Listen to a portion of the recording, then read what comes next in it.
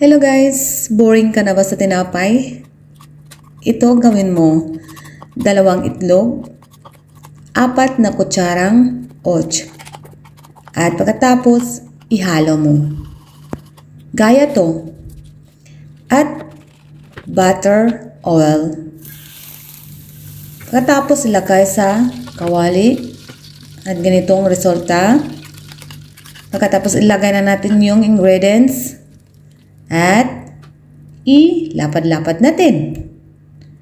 Pagkatapos ay, syempre of course, takpan natin ng foil para ma-absorb, na unti-unting ma-absorb at unti-unting maluto yung nasa loob. At of course, pagkatapos ay ibaliktad natin para pantay-pantay ang pagluto.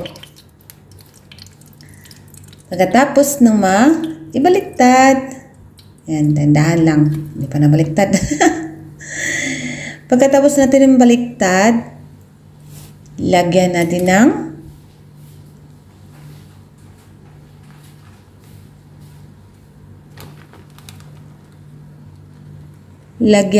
ng mozzarella cheese. Okay?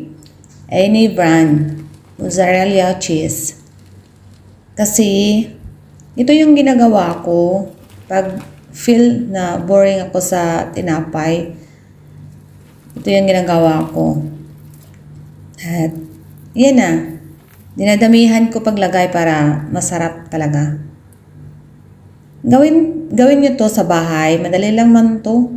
Mga 15 minutes lang. Wala na. Pagkatapos makakain ka na. Yan.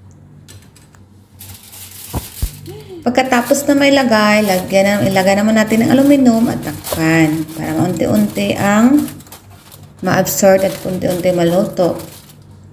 Siguraduhin ang apoy natin ay mahina lamang para hindi masunog yung luto natin.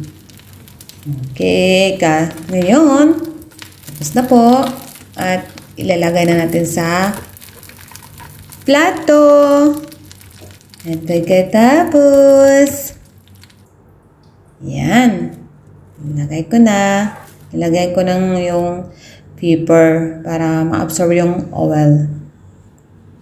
At pagkatapos, hiwain natin, i-check natin kung naluluto ba yung niluto natin. Okay? Yan. Kasya na natin to ganitong kadami. Mabubusog na tayo pag umaga ginagawa natin to. Yan. Yan. Ang tagal naman to mahiwa. Ayan, luto, diba? Yan.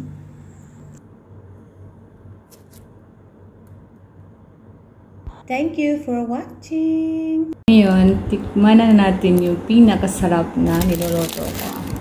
Ito guys.